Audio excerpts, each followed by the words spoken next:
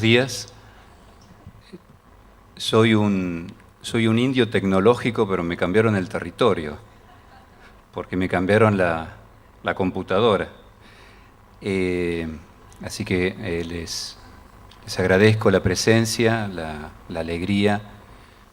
Tengo que decir, Alberto, que estoy un poco menos nervioso que en Mendoza, y agradecerle especialmente a las autoridades de este instituto la posibilidad de compartir con ustedes estas reflexiones.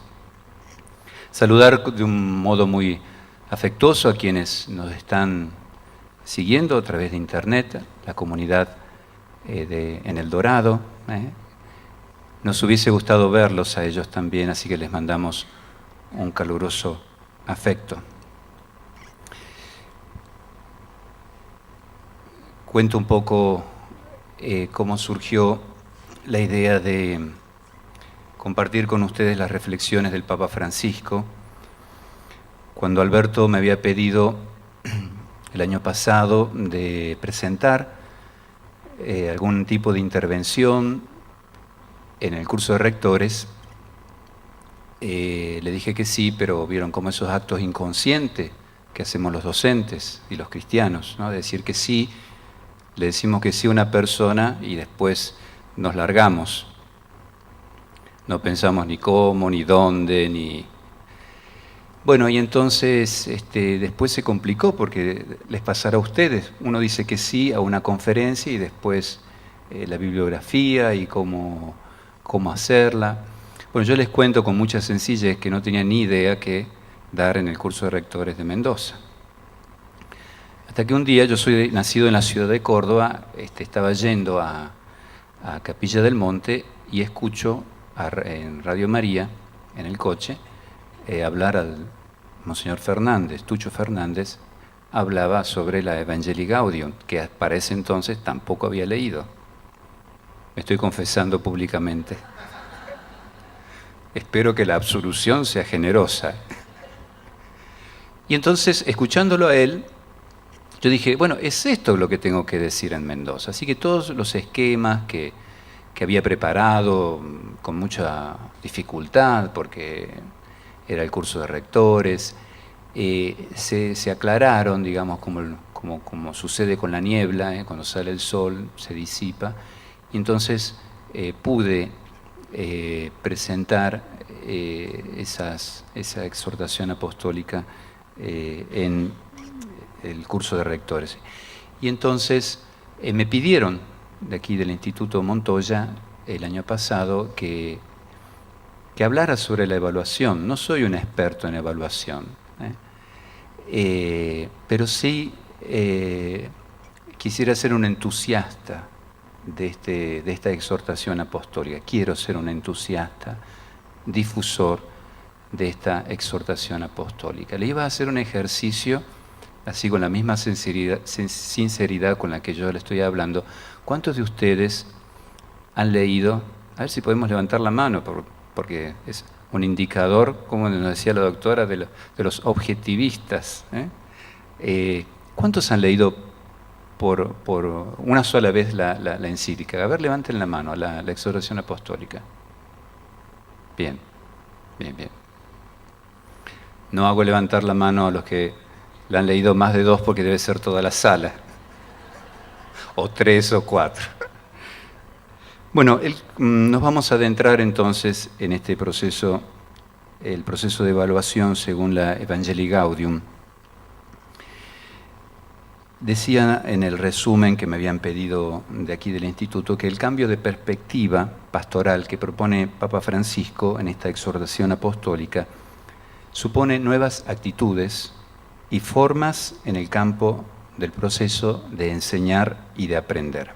Entonces, nos interrogamos, ¿qué características deberá tener la evaluación de los docentes y de los estudiantes, o la evaluación para los docentes y estudiantes? Y como provocando un poquito más al corazón y al pensamiento, la categoría misericordia, tan recomendada en este documento, ¿podrá aplicarse a esta instancia? La categoría misericordia. ¿podrá aplicarse a esta instancia de la evaluación? Esta mirada, como la propuesta de esta mañana, se inscribe en el actual empeño eclesial de la nueva evangelización para la transmisión de la fe cristiana. Entonces, vamos a ir, espero Horacio tocar la tecla justa. Vamos a ir a la introducción. Muchas son las perspectivas desde las cuales se puede abordar la evaluación en el proceso de enseñar y aprender. Las distintas ponencias que hemos escuchado en estos días dan prueba de ello. Nuestro aporte invita a situarnos en una matriz pastoral, es decir, reflexionar sobre la evaluación desde una mirada evangelizadora, verdadero ejercicio del discernimiento cristiano. Este enfoque nos ayuda a integrar otros tantos aspectos, como los que nos brindan todas las ciencias sociales, con sus métodos de análisis y de observación, sus metodologías y estrategias. Sobre el tema de la evaluación hay mucha bibliografía al respecto. Sabemos que hay muchas corrientes y autores muy competentes, pero para nosotros todos estos recursos carecen de verdadero sentido si no están en un marco de referencia pastoral. O más bien, digámoslo enseguida, sin una auténtica espiritualidad cristiana, corremos el riesgo de pensar que únicamente los métodos y las técnicas nos asegurarán buenos resultados. Sin la inspiración, el poeta, por más que tenga la mejor lapicera, el mejor lápiz, el mejor papel, no va a poder escribir. Sin ese recurso Atahualpa, no nos hubiese regalado ese hermoso poesía que nos dijo Alberto al comienzo de estas jornadas. Entonces, detrás de un excesivo y tecnicista diagnóstico puede esconderse, finalmente, un inconsciente deseo de no querer comprometerse, de no querer comprometernos en el acompañamiento efectivo de los educandos y de los docentes. El desafío, por otra parte, de encontrar una educación que enseñe a pensar críticamente y que ofrezca un camino de maduración en valores, es la perspectiva desde la cual el mismo Papa Francisco nos convoca a ver los retos del mundo y de la Iglesia. Este cambio de paradigma se nos invita, en este nuevo cambio de paradigma, se nos invita nuevamente a mirar la realidad que nos rodea con la mirada de Jesús. En esta nueva actitud es expresada en el documento como salida misionera. Misionar, categoría que manifiesta el modelo de toda la obra de la Iglesia.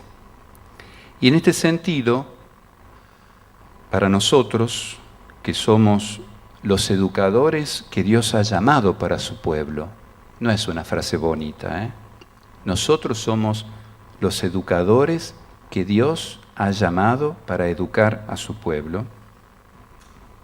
Salida misionera, salir significa asumir, comprometernos en vivir un estilo educativo auténticamente evangelizador. Salir no significa huir, significa arremangarnos. La evangelización no tiene su mayor peligro en la falta de fe o en los cuestionamientos de hermanos nuestros que buscan a Dios. No es la increencia hoy el problema. Papa Francisco nos previene que el problema, lo peligroso de hoy, es esa tristeza dulzona que puede colarse en el espíritu de los educadores bajo la engañosa añoranza de pensar que todo tiempo pasado fue mejor.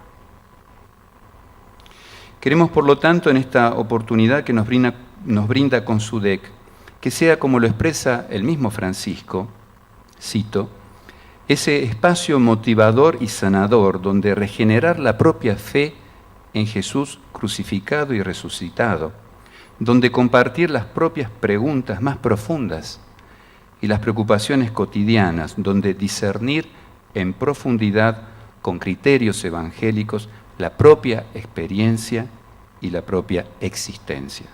Cierro comillas. Esta es la razón más profunda por la que hoy tantos educadores cristianos nos hemos reunido, interrogándonos sobre nuevos modos de anunciar el Evangelio en nuestra tarea. Estamos contentos de poder responder humildemente a la invitación del Papa, reflexionar sobre la evaluación pedagógica en el marco de nuevas claves del anuncio evangélico. Y en este sentido, quiero agradecer y felicitar a los organizadores de estas jornadas, porque nos han estimulado a retomar nuevamente esta exhortación programática de Papa Francisco, a releer sus páginas, a entusiasmarnos con sus inspiraciones. Le decía a la rectora del instituto que no abundan, al menos en nuestro país, tantos ejemplos como los propuestos por Consudec y el Instituto Antonio Ruiz de Montoya de Posadas. Todos sabemos ya que no es posible considerar el documento del Evangelii Gaudium separado de su autor.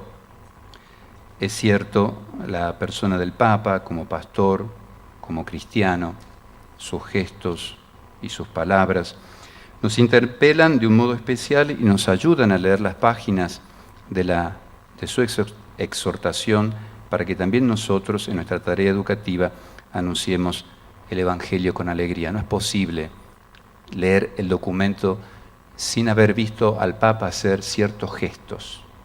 Por eso vamos a ver, si todo va bien, un pequeño video con algunas claves de este documento y los invito a prestar mucha atención a estas imágenes.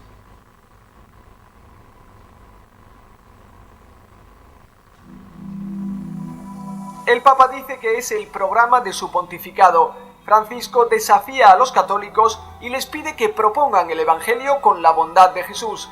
El Papa pide una conversión sin miedo y predica con el ejemplo porque anticipa una conversión del papado que lo vuelva más fiel al sentido que Jesucristo quiso darle y a las necesidades actuales de la evangelización. Son dos de las claves de su exhortación apostólica, la alegría del Evangelio, que califica como un documento con consecuencias importantes. La revolución de Francisco no consiste en cambiar la doctrina cristiana, sino cambiar el modo de mostrar el cristianismo. Dice que hablar de Dios no consiste en imponer obligaciones, sino en compartir una alegría.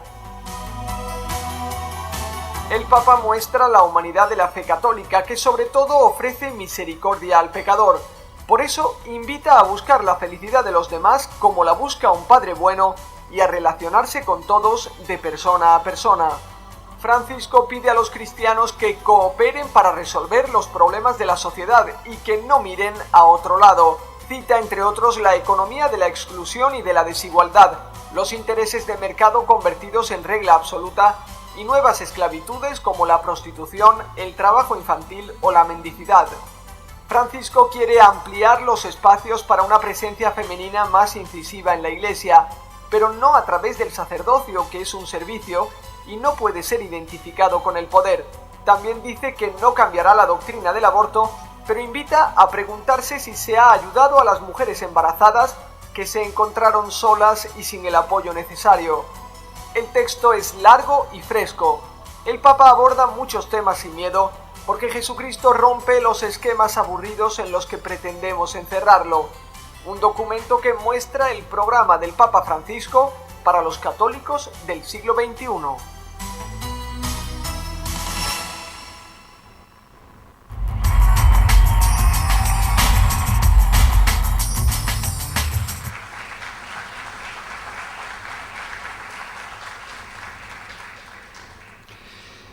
Hemos escuchado en estos días que es difícil hablar de evaluación separada de la enseñanza y del aprendizaje, Cuando hablamos de evaluación entendemos la valoración constante que debemos vivir en todo el proceso educativo. La evaluación, en efecto, es parte integral de una buena enseñanza. Ahora bien, ¿qué indicadores revelan que esa enseñanza es buena? Y en modo particular, que esa evaluación es también evangelizadora. En el documento que juntos estamos reflexionando hay una especie de constante interdependencia entre tres categorías: bondad, noticia, alegría. ¿Qué significa alegría para Francisco? Alegría, en términos de la exhortación, significa ser misericordioso. Dejar que Dios lo sea primero con nosotros, para luego que cada uno de nosotros lo sea con la gente, con los alumnos, con sus familias, y en ellos con la comunidad toda. En efecto, la categoría dominante en la Evangelii Gaudium es, sin lugar a dudas, la misericordia. El Santo Padre, para describirla, se sirve de las palabras de Santo Tomás de Aquino, que la define como la más grande de las virtudes, ya que a ella pertenece volcarse en otros y más aún socorrer sus deficiencias. La actitud de la misericordia, entonces vamos a desmenuzar un poquito esta categoría. La actitud de la misericordia conlleva a quien ama a poner su corazón en el corazón del necesitado, que por esa causa se convierte en amado. Decimos que es amado con un amor entrañable, es decir, desde lo más profundo de la persona, desde dentro de uno mismo. Es también inclinarse hacia otros, no por exigencia de alguna ley externa, sino como respuesta a un profundo movimiento interior. Los evangelios hablan de conmoción, un sentimiento que brota desde lo más profundo de nosotros mismos. Hacer el bien a otro porque nos hace bien a nosotros. Y en estas reflexiones que a continuación vamos a realizar en torno a la categoría o a las acciones de misericordia, vamos a seguir algunas indicaciones bíblicas dadas hace muy poco en Asunción por un querido amigo nuestro, el padre Heriberto Rivas. En toda la Sagrada Escritura, entonces, pero particularmente en los Evangelios, esta actitud de Dios para con el hombre, que llamamos misericordia, se establece siempre en un contexto de alianza. Diríamos de encuentro, de relación. De más está decirlo que esta relación de amor es asimétrica, desproporcionada, ya que de un lado está Dios y del otro lado está la humanidad. El Papa pone mucha atención a esta centralidad del amor misericordioso en el anuncio del Evangelio. Este encuentro con cada uno de nosotros, que formamos su pueblo, es la verdad del anuncio misionero, que Francisco nos exhorta a mantenerla siempre en primer lugar. Y el Papa tiene como una especie de credo primitivo, como de concentración de este querigma, de este primer anuncio salvífico. Cito: Jesucristo te ama, dio su vida para salvarte y ahora está vivo a tu lado cada día para iluminarte, para fortalecerte, para liberarte. Cierro comillas. También hemos notado la insistencia que nos hace el Papa Francisco a no ocultar el querigma o primer anuncio. Que sea el primer anuncio no significa que después haya otros. Primero significa principal, el más importante, el que debe estar siempre presente en la vida del discípulo misionero. Y entonces el proceso educativo y en particular el de la evaluación, tampoco debiera olvidarse de este horizonte. Los educadores somos discípulos misioneros, es decir, convocados y enviados a hacer que todos los pueblos sean discípulos del Señor. Así se cierra el Evangelio de San Mateo, precisamente con estas palabras. Como vamos a reflexionar varios textos del Evangelio de Mateo, yo pido al menos 5 voluntarios. Carla tiene ahí el micrófono. Simplemente es leer el texto. ¿Vieron cuando le pedimos a los alumnos a ver quién quiere ayudarnos y todos se arrinconan en el fondo? Bueno, a ver, necesito 5 o 6, no me recuerdo si son 5 o 6, que levanten la mano así. Cuando yo digo vamos a cambiar, vamos a leer el voz, Carla sabe dónde dirigirse.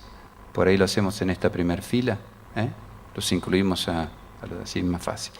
Bueno, entonces vamos a empezar con el primer texto. ¿Se lee bien desde ahí?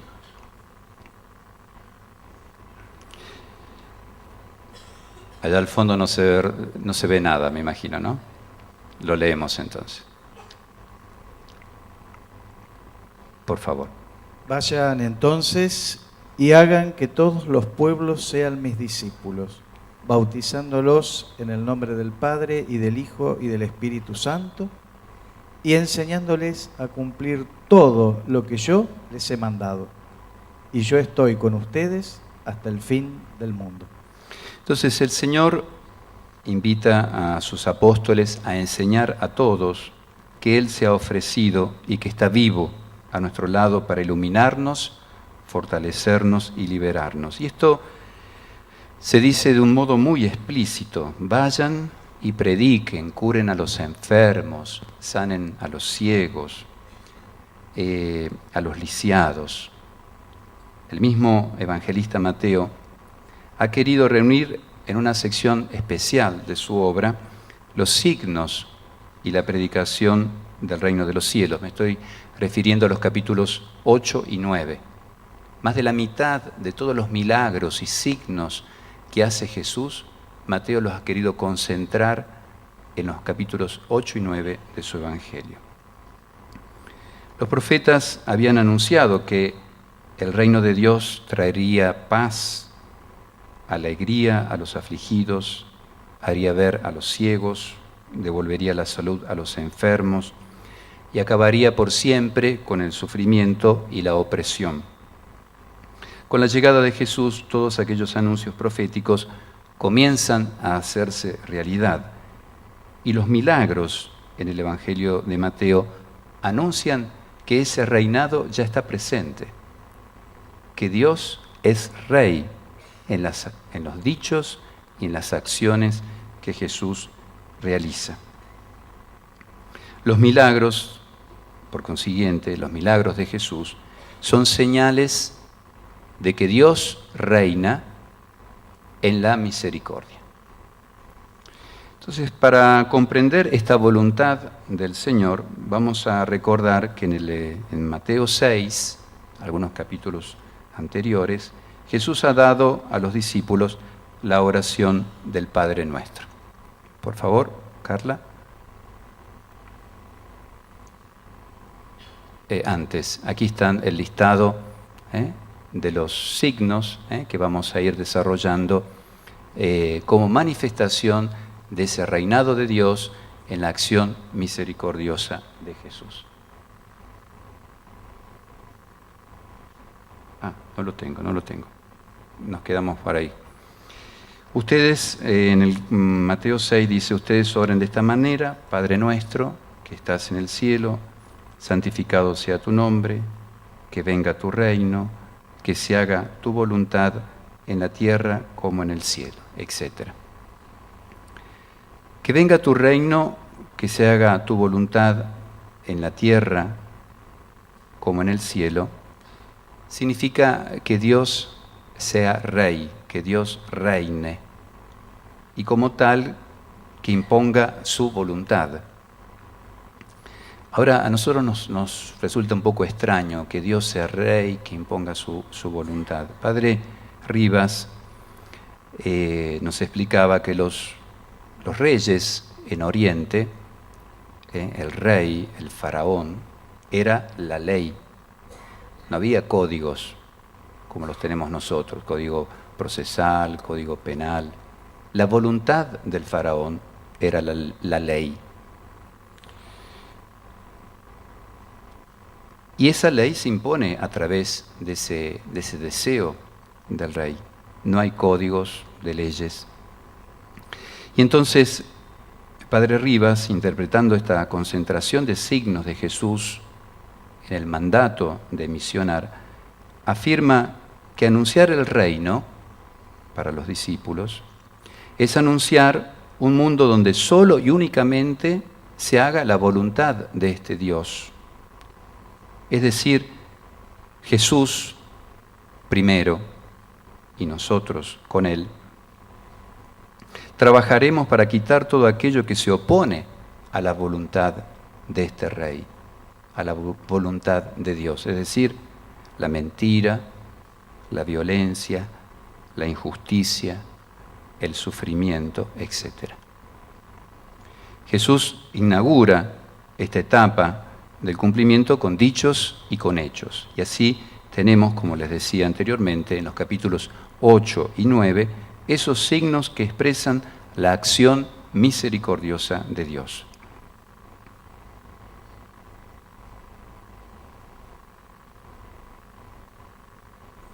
La curación del leproso, capítulo 8, versículos 1 al 4, la curación del sirviente del centurión, 8, 5, 13, la curación de la suegra de Pedro, 8, 14, 15, la curación de 2 endemoniados, 8, 28, 33, la curación del paralítico, 9, 1, 8.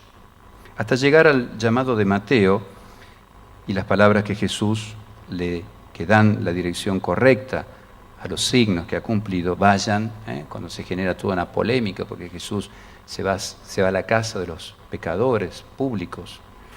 Vayan y aprendan qué significan: yo quiero misericordia y no sacrificios, porque no he venido a llamar a los justos, sino a los pecadores. 9, 9, 13. Una escuela que diga: no hemos venido para los mejores, sino para aquellos que el mundo ha descartado, ha excluido. En cada uno de estos signos, entonces, milagrosos de Jesús, hay una barrera que es quitada, porque impedía a los hombres ser verdaderamente tales, ser verdaderamente humanos. Y con Jesús hay una nueva relación que es propuesta y es establecida. Entonces, ahora sí, vamos al primer texto. Cuando Jesús bajó de la montaña, lo siguió una gran multitud. Entonces un leproso fue a postrarse ante él y le dijo: Señor, si quieres, puedes purificarme. Jesús extendió la mano y lo tocó diciendo: Lo quiero, queda purificado. Y al instante quedó purificado de su lepra. Jesús le dijo: No se lo digas a nadie, pero ve a presentarte al sacerdote y entrega la ofrenda que ordenó Moisés para que le sirva de testimonio. En este relato de la curación del leproso, nos explicaba Padre Rivas, Jesús le quita a este hombre la impureza legal, externa. No se habla de impureza moral. Y la lepra, como mal de Hansen que nosotros conocemos, no existía en tiempos de Jesús. Él nos explicaba que salvo una momia en Egipto que tuvo este tipo de enfermedad, la lepra era más referida a todo tipo de escamas en la piel, a todo tipo de... La psoriasis era considerada lepra, la caspa, es decir, todo aquello que producía escamas, lepere en griego, acá están los profesores de griego que me observan, era todas esas escamas. Entonces, los leprosos se los consideraba religiosamente impuros. No podían estar con los demás, no podían entrar al templo. Y fíjense que el leproso se lo dice a Jesús, no le dice que lo cure, le pide que lo purifique. Entonces el Señor, respondiendo a ese pedido, lo purifica y lo pone entonces, quitándole esa impureza, lo pone nuevamente en condiciones de establecer una relación con Dios. De hecho, más adelante lo invita a hacer la ofrenda en el templo para que esa barrera que había sido quitada pudiese ser testimoniada también por el sacerdote. El milagro que tenemos que hacer los discípulos misioneros no es el de curar leprosos, sino es el de quitar la impureza que tiene la gente. Es permitir y facilitar el acceso a Dios, que la gente pueda encontrarse con Dios, que se pueda encontrar con Jesús. Nosotros somos aquellos que debemos quitar todo tipo de barrera, acercar la gente con Dios, acercar la gente entre sí, permitirles a ellos que se encuentren. Esto es para Mateo anunciar el reino. Y así también ocurre un poquito más adelante con el sirviente del centurión, que era impuro porque era pagano, por ser extranjero, por tener otra fe. Vamos a leer, por favor, un fragmento de este episodio. Al entrar en Cafarnaúm, se le acercó un centurión rogándole: Señor, mi sirviente está en casa enfermo de parálisis y sufre terriblemente. Jesús le dijo: yo mismo iré a curarlo. Pero el centurión respondió: Señor, no soy digno de que entres en mi casa. Basta que digas una palabra y mi sirviente se sanará. Porque cuando yo, que no soy más que un oficial, digo a uno de mis soldados, ve, él va.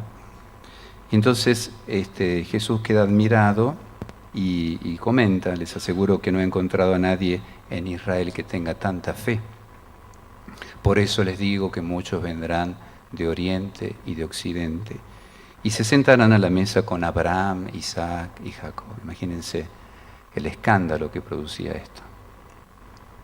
Jesús rompe también esta barrera entre creyentes y no creyentes, entre pueblo elegido y pueblo pagano. Dios es entonces Padre de todos en Jesús. No se trata de hacer acepción de personas, sino de estar abierto a todos. No hay diferencias, no deben haber exclusiones. Y en esta misma línea comentábamos que en esta sala hemos escuchado tantos aspectos contradictorios, difíciles en tensión, difíciles de poner uno al lado de otro. Y en Jesús todas esas tensiones se superan. La de poder, autoridad, la de enseñar, aprender, la de evaluación, naturaleza humana, gracia, libertad humana, libertad divina. En esta misma línea también sucede con la curación de la suegra de Pedro. A nosotros, vamos a leer el texto. Carla, por favor.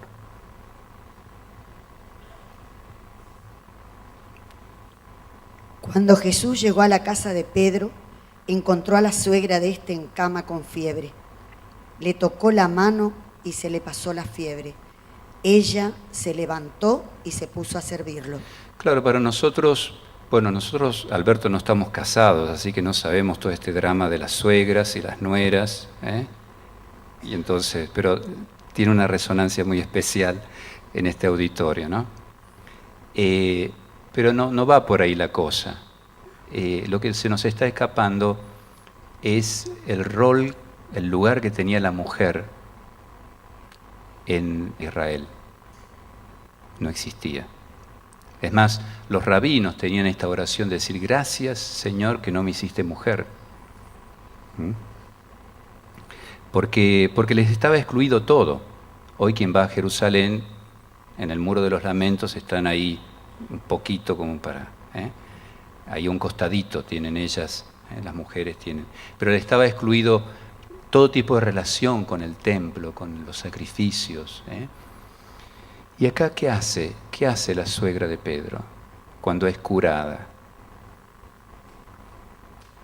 Se pone a hacer ¿qué cosa? A Dios, a servirlo.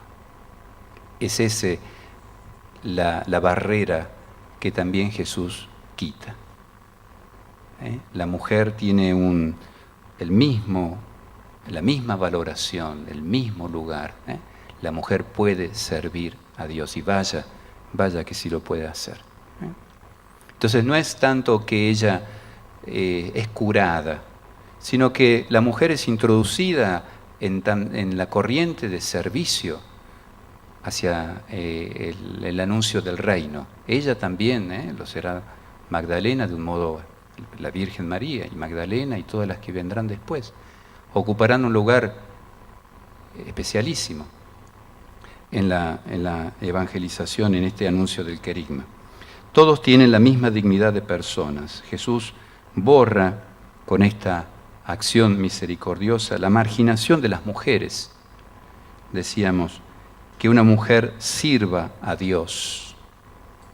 Tiene una resonancia del todo particular para Mateo, que estaba escribiendo su evangelio para los cristianos venidos del judaísmo.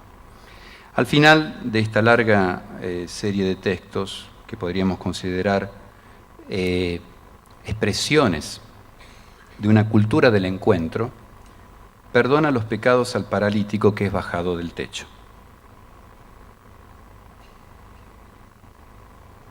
Por favor. Jesús subió a la barca, atravesó el lago y regresó a su ciudad. Entonces le presentaron a un paralítico tendido en una camilla. Al ver la fe de esos hombres, Jesús dijo al paralítico: ten confianza, hijo, tus pecados te son perdonados. Algunos escribas pensaron: este hombre blasfema. ¿Qué es más fácil decir? Tus pecados son perdonados, o levántate y camina. ¿Quién puede perdonar los pecados sino solo Dios? Y al salir, después de esta curación, se encuentra con un cobrador de impuestos. Y lo mismo que Jesús ha realizado hasta ese momento, lo hace con esta persona, con Mateo.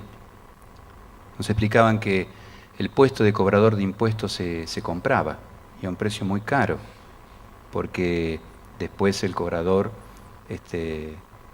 amortizaba ese precio con lo que se cobraba, y el imperio se aseguraba una buena recaudación. Entonces eran la especie humana más execrable, más detestada. Y Jesús, fíjense, usando palabras del Papa, primerea al pecador público, sin que Mateo haya manifestado ningún tipo de arrepentimiento. Esto tira por tierra tantos, no digo siglos, pero tanta espiritualidad cristiana que hemos hecho con un comercio, ¿no? Arrepentite y después Dios te perdona. La misericordia llega hasta allí, a acercarse los que estaban lejos. El último texto, por favor.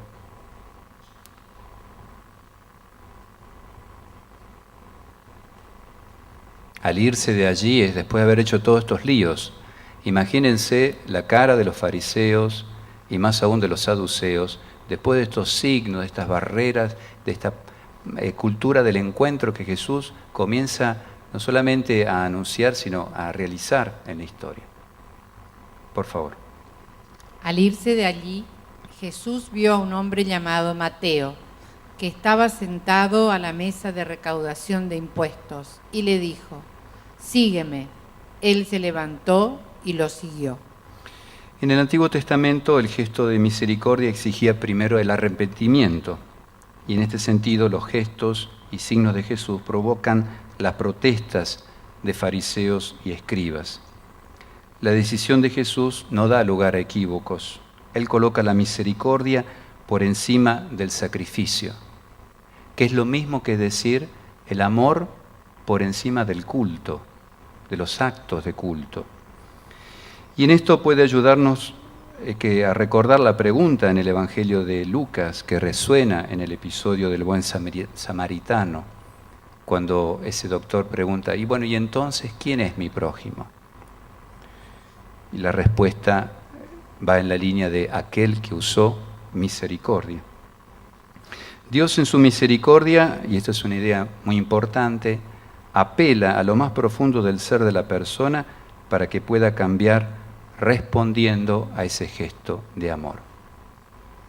La misericordia, lo repito, de Dios apela a lo más profundo del ser de la persona para que pueda cambiar respondiendo a ese gesto de amor. Él nos da, no nos impone un nuevo mandamiento entonces, sino que nos ofrece este mandamiento nuevo, el mandamiento del amor, y constituye una nueva mirada sobre el mundo y sobre cada uno de nosotros. Después de este marco bíblico, vamos a focalizar ahora nuestra mirada en la tarea como educadores.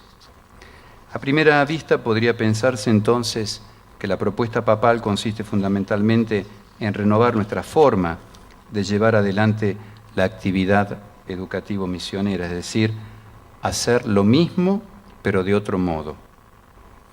Y yo me preguntaba en estos días, ¿qué imagen nos podría servir para comprender lo que el Papa nos está pidiendo? Es como si nosotros nos diera, no sé, el bienhechor, el gobierno, la posibilidad de hacer una escuela nueva, toda nueva, con todos los chiches, todo, pizarra electrónica, esto, lo otro, wifi, todo. Que estuviese linda, pintada, techada, un buen jardín, conectividad. Que fuese nueva porque es nueva el edificio. Pero no hubiésemos despertado ninguna novedad en los educadores y en los docentes. Tendríamos un edificio nuevo, pero en sus actores no habría ningún tipo de novedad, no habría ningún tipo de innovación, ningún tipo de creatividad. Entonces, ¿nos serviría tener las paredes nuevas cuando lo que acontece en ellas es viejo? Y entonces, decía, bueno, ¿de qué nos va a servir si colocamos las mismas personas que teníamos en la escuela vieja, que siguen con el corazón envejecido por esa aridez y la desertificación de la ausencia de Dios en el servicio que prestan a los que Él le ha confiado? En efecto, todos nos damos cuenta que las actitudes misericordiosas de Jesús apuntan a otra cosa. En esta misma línea comprendemos que lo que el Papa plantea es mucho más radical. Es salir al encuentro del otro como manifestación de un amor entrañable, que renueva a todos y todo. Y hasta hace muy poco estábamos acostumbrados a un silencio preocupante sobre la influencia de este documento, al menos aquí en nuestro país. Nadie hablaba de este documento. Ahora han salido algunos cardenales a publicar algún libro, anticipándose a las conclusiones del sínodo sobre la familia. Entonces la invitación del Papa es algo mucho más profundo y real, que no apunta a renovar la actividad misionera, sino que nos invita, y esto es la segunda cosa importante, nos invita a renovar la Iglesia mediante la misión, no a hacer distinto lo que siempre hemos venido haciendo, sino a renovar la Iglesia mediante la misión, y esto nos afecta como escuela. Una escuela en misión es una escuela en salida. Y salir, hemos visto, salir significa amar misericordiosamente, porque es la alegría, la expresión de esa novedad. La escuela, la comunidad educativa, es como ese espacio abierto de nuestros pueblos y ciudades. Es la plaza donde están todos, enfrente de la cual está el templo. En la plaza caben todos, también los que están de paso, los que están sin saberlos. Allí tenemos que anunciar el reino, allí tenemos que vivir esta cultura del encuentro. El estilo educativo evangelizador entonces debe primerear, es decir, tomar la iniciativa, adelantarse a las dificultades y desafíos de estudiantes y docentes. De allí que la tarea educativa y evaluativa deba expresarse también en términos de la actitud evangélica de la misericordia. ¿Cómo vivir esta actitud inédita en nuestra vida de educadores? Porque con frecuencia al hablar de enseñanza y de aprendizaje y también de la temática que nos ha convocado, que es la evaluación, corremos el riesgo de reducir estos temas a cuestiones técnicas o a la selección de los métodos apropiados. Aquí se trata, la invitación se trata a hacer todo eso, pero viviendo una verdadera espiritualidad cristiana. La evaluación a veces parece esa foto que nos hacían en el registro civil, en el registro de las personas. Nunca me saqué una foto de un carnet que fuera linda. No sé si a ustedes les pasó lo mismo. Están entrenados para sacarnos en la peor posición. Y cuando uno dice, pero no se puede cambiar. Y a veces nuestras evaluaciones parecen eso. El momento en que le sacamos la foto a la persona en la que no está tan bien, no sale bien, y nos quedamos con esa foto. Eso es el juicio, que no cambia a nadie, sino que dice de un modo casi inapelable a una situación que puede después cambiarse. Me gusta iluminar la evaluación con ese principio agustiniano que estudiábamos antes en el Tratado de Gracia. Dame, Señor, lo que me pides y pídeme lo que quieras. La evaluación, como la verdadera educación, debe apelar a la libertad de la persona para que el crecimiento sea deseado y sea este crecimiento desde adentro y no quede como un procedimiento sin significado o un premio o un castigo externo. Esto no deja tranquilo a nadie. Y creo que la experiencia de la misericordia, como es propuesta por Jesús, puede darnos algunas pistas para dar pasos hacia pasar de una heterorregulación evaluatoria hacia una autorregulación de los alumnos y de los profesores en materia de enseñanza y de aprendizaje. Claro, siempre hay riesgos que correr, pero que ese riesgo sea el de apelar a la libertad y a la significalidad de las personas. Nos dice el Papa, cito, la centralidad del carisma demanda ciertas características del anuncio que hoy son necesarias en todas partes, es decir, que exprese el amor salvífico de Dios previo a la obligación moral y religiosa, que no imponga la verdad, que apele a la libertad, que posea unas notas de alegría, estímulo, vitalidad e integralidad. Y para ello es necesario que la gente pueda conocer a Jesús. Es cierto, hay caricaturas de misericordia. Cuando pensamos que ser misericordioso es dejar pasar, dejar hacer, es la anarquía. Eso no es, como hemos visto, la misericordia evangélica. Porque ser misericordioso significa tener un corazón que ama entrañablemente. Y si alguien nos ama desde lo más profundo de su ser, todo cambia. Ningún encuentro con una persona que nos ame nos deja iguales. Y abundan ejemplos en el Evangelio. Todas las personas que se acercaron a Jesús con esa apertura del alma se fueron distintas, se fueron renovadas.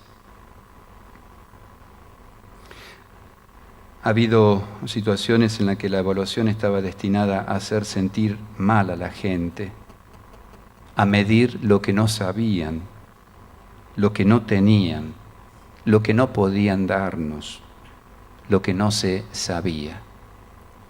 Dejábamos para el examen el ejercicio más difícil, porque ahí iban a ver los que se portaron mal, los que no nos atendieron. Ahí iban a saber eso de la letra con sangre entra.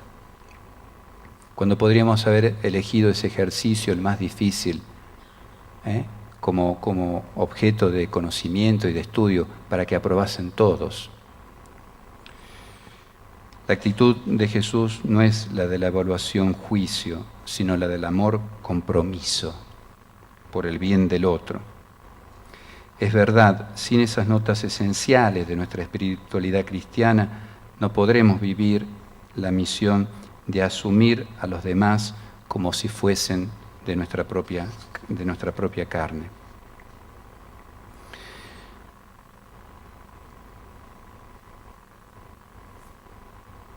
Hay formas también, lo dice el Papa, de esta fascinación por el gnosticismo o el neopelagianismo autorreferencial que da origen a un elitismo narcisista y autoritario. Nosotros somos la casta de los docentes, los que sabemos, los que abrimos y cerramos la puerta.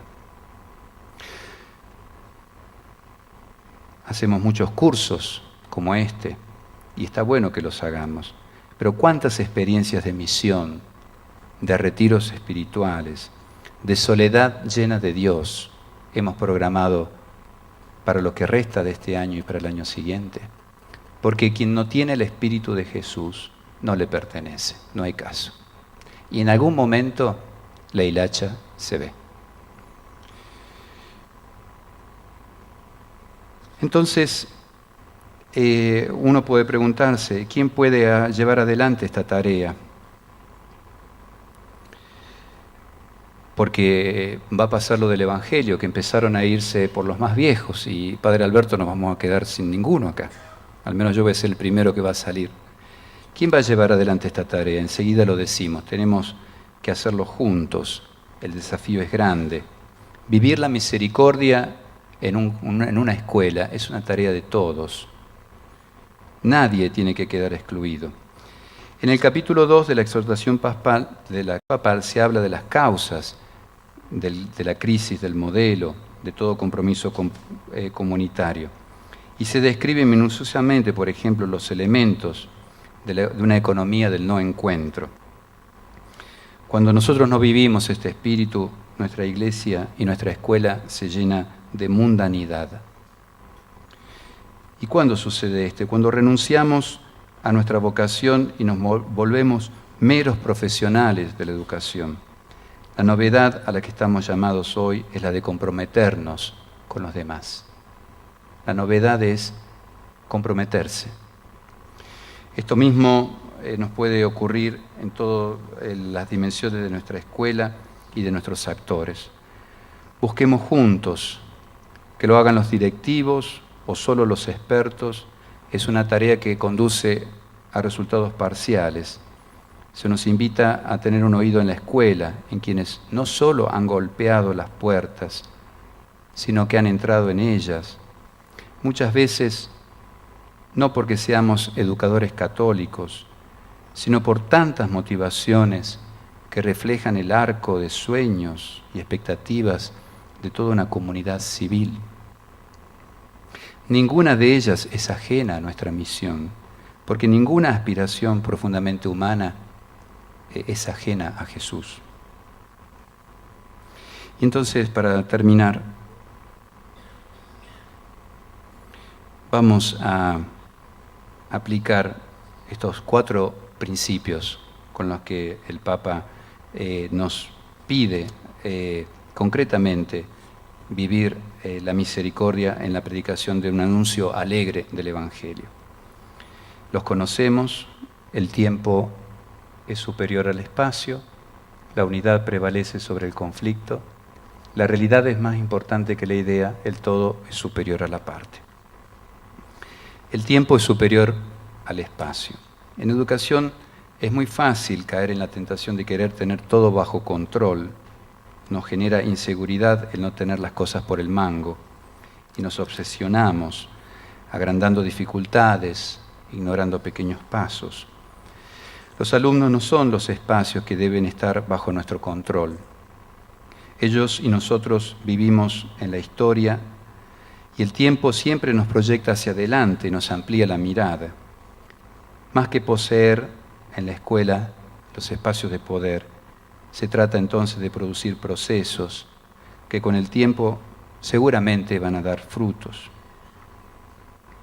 Procesos que sepan generar no solo habilidades, sino también sujetos de actitudes esencialmente cristianas, que hablen del encuentro con el Señor. Uno de ellos es la misericordia. Y la manifestación histórica de la misericordia es la alegría. La evaluación debe tener en cuenta entonces el espíritu con el que se enseñó, corregir desviaciones, potenciar la humanidad de nuestros estudiantes.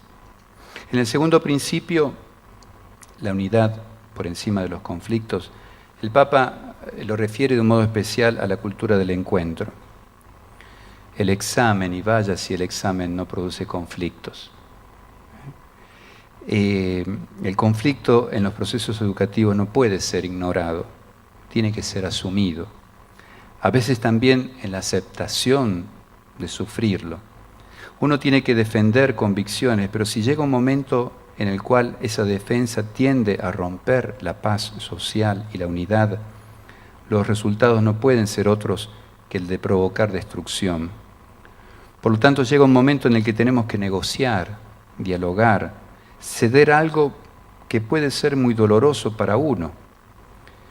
Es un principio que debemos poner en práctica en la vida cotidiana, en la de todos los días. La escuela, en salida, evangeliza cuando es facilitadora de este encuentro con los demás. Todos tienen lugar en la educación. No educamos seres para que sean perfectos, sino para que sean profundamente humanos. Y en el proceso de valoración, entonces, alejémonos del intransigentismo y del protagonismo narcisista de aquellos que quieren ser los únicos. Si lo que voy a decir a este alumno no va a poder ser asumido, busco que se lo diga a otro, alguien en quien tiene confianza, aquel en quien ha cifrado su esperanza. ¿Por qué le voy a decir algo bueno si no me quiere, si hay un conflicto? Entonces es la comunidad, abro el juego a la comunidad. Y el Papa en este principio nos lo dice claramente, no es apostar a un sincretismo, sino que la resolución advenga en un plano superior que conserva en sí las virtualidades valiosas de las polaridades en pugna. En el tercer principio, la realidad es más importante que la idea. El peligro está en hacer que la evaluación se transforme en el único modo de abordaje de toda la realidad de nuestros docentes, aprendida de nuestros docentes y estudiantes. Me puedo fanatizar con una forma de valoración, desechando a las otras, estandarizar, como si pretendiese que todos mis alumnos manifiesten sus procesos y la ponderación de conocimientos del mismo modo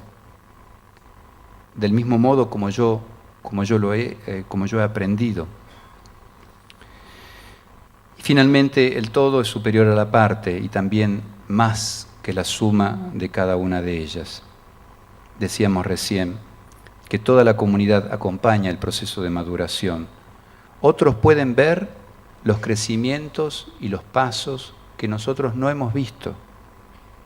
Otros pueden notar los grados de maduración que pedíamos que estuviesen presentes en nuestros estudiantes, pero que son invisibles a nuestros ojos, porque utilizamos métodos inadecuados. Si hay una enseñanza adaptativa que atiende a la diversidad del alumno, ¿por qué no hacerlo también con la evaluación? ¿Por qué no escuchar a otros colegas que nos hablan bien de ese alumno terrible que no estudia, que quisiéramos eliminar mediante este tipo de evaluaciones? Quiero terminar con una recomendación que hace el Papa. El último capítulo de la exhortación habla de ser educadores con espíritu, inspirados, con esta inspiración que viene de la misericordia. Sin una profunda motivación espiritual, dos son las posibilidades en la educación y consecuentemente en la evaluación, el rigorismo o el laxismo. Francisco, el 13 de febrero de este año, dirigió un discurso a los participantes en la plenaria de la Congregación para la Educación Católica.